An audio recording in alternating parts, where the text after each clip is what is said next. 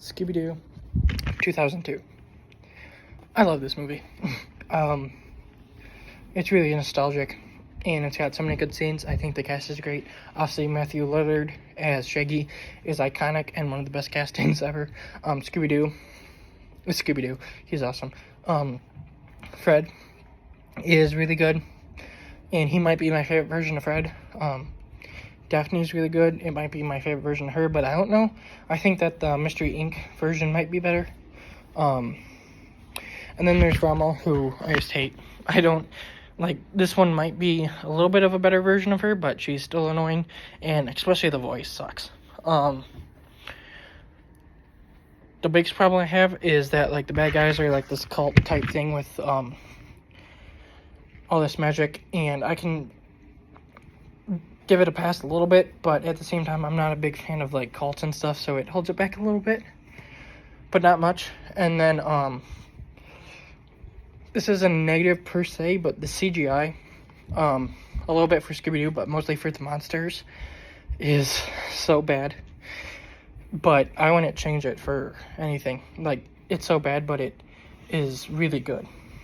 And it's, like, it's just this movie, like, I want to change it. But seeing these characters in live action is really fun. The story they do is really fun, even if I have issues. Everyone except for Velma is great. Rowan Atkinson shows up.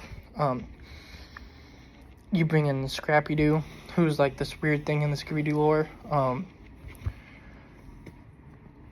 And it just feels like they respected, like, these characters a lot.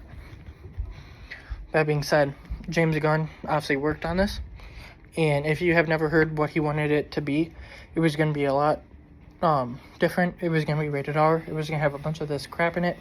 I'm so happy they didn't go that route, and they were basically like, no, we're not doing that, because the ideas he had sucked. But the movie that we got is awesome, and I love it. This is probably my favorite, like, Scooby-Doo thing. Favorite Scooby-Doo movie. Favorite, including the shows. It's just so good. And I think some of that does come down to the cast. Where, like, they're all great except for Velma, who I think the girl who plays Velma, which I have obviously seen her other stuff, she's fine for everything but the voice. She tries a little bit too hard to be like this nerdy person, and it just sounds so much worse than it usually does. But other than that and the cult stuff, this movie's